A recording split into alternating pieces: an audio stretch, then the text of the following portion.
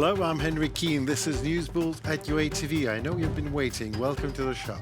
Today in the episode, Russian assault under cover of fog just collapses record losses of Putin's army in just one day.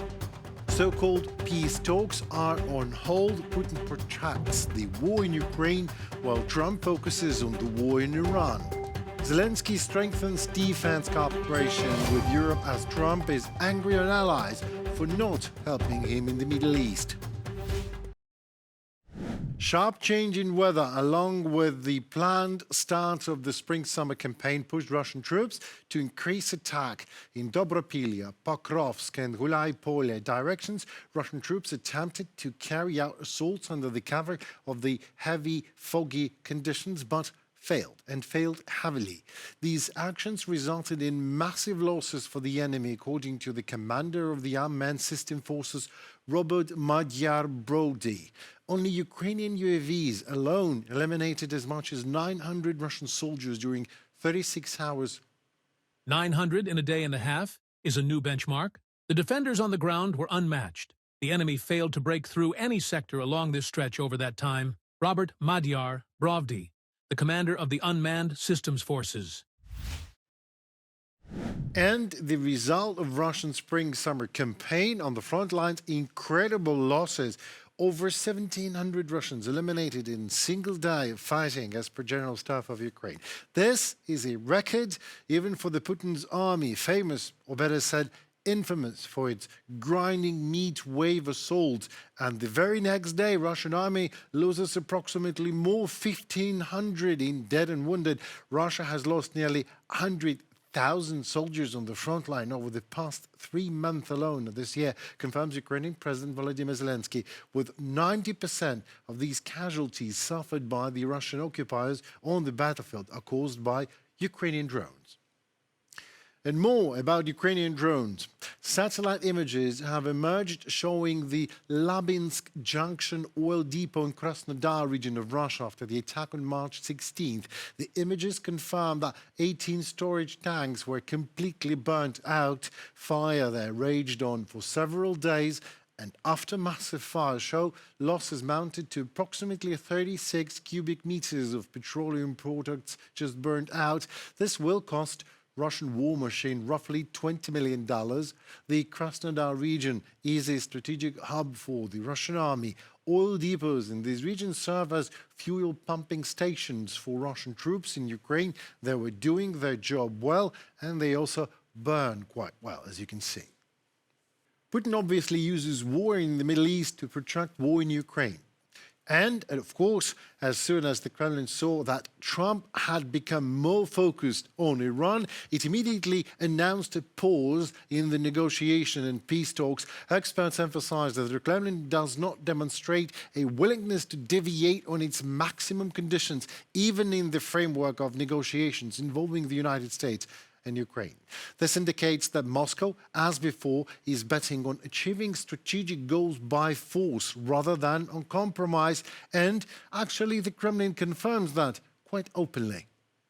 Russian Foreign Minister Sergei Lavrov continues to reject any negotiated settlement that fails to concede to all of Russia's demands, even if it concedes to Russia's territorial demands. Lavrov insisted that the current democratically elected Ukrainian government is a root cause of the war and referred to potential post-war European peacekeeping troops that would deploy to Ukrainian-held territory as occupying forces, Institute for the Study of War. And this is exactly like that. Comrade Lavrov turns European troops in Ukraine that are not even there yet to occupying force. And Russian troops that burn, rape and murder Ukrainians for 4 years in a row are, as per Lavrov's, forces of liberation. And these forces, according to Commander-in-Chief of the Armed Forces of Ukraine, Alexander Syrsky, are mounting as the Kremlin plans to recruit another 400,000 soldiers in 2026 and has already intensified operations on the front line. In 2026, Russia plans to recruit another 409,000 soldiers. This means one thing: the enemy does not give up its intentions and continues to prepare for further aggression against Ukraine. With improving weather conditions, we see an increase in the enemy's activity on the front. Oleksandr Syrskyi, Commander-in-Chief of the Armed Forces of Ukraine, on Telegram.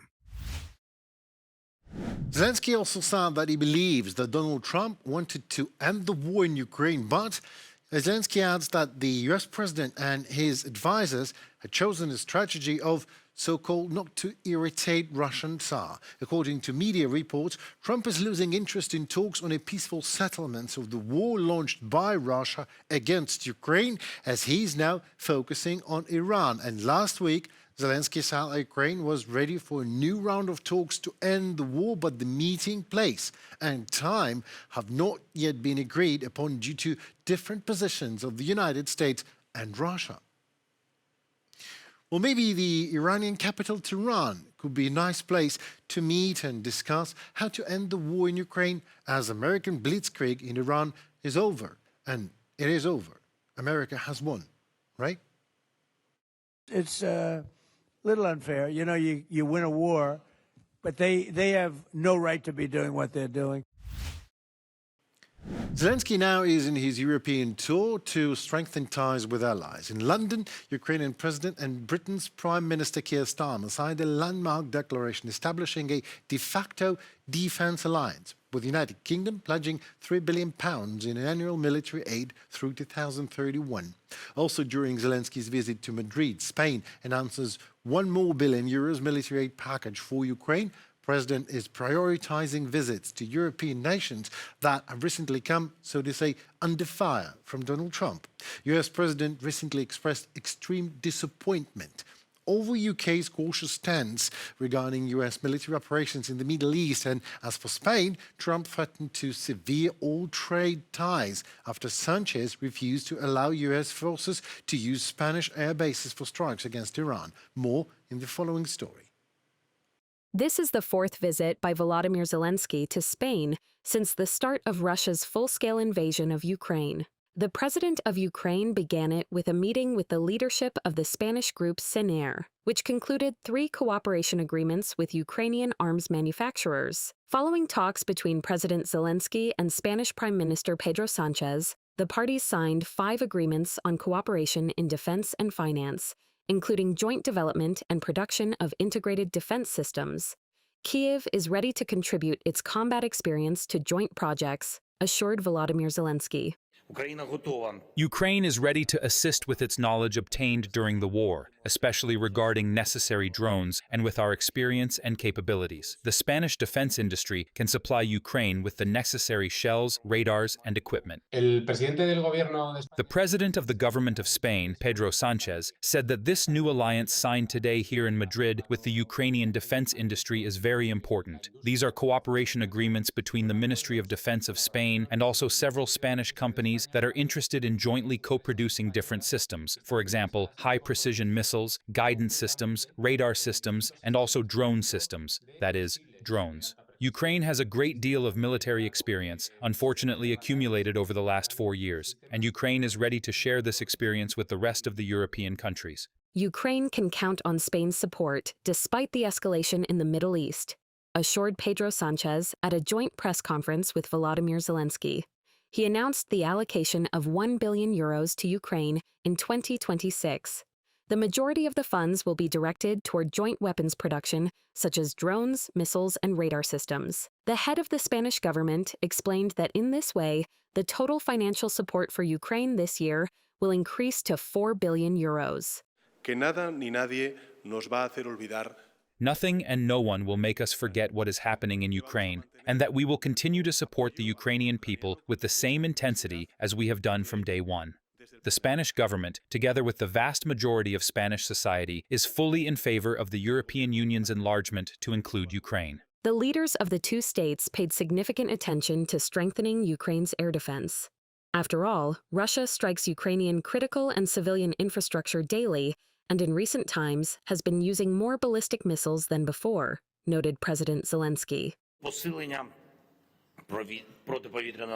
Strengthening air defense, providing air defense systems with missiles, this is a necessity. It is constant work. Spain has significantly supported the protection of our skies. We also talked about the PURL program. This is a pan-European program. These are no alternative things for protecting our skies. These are Patriot missiles.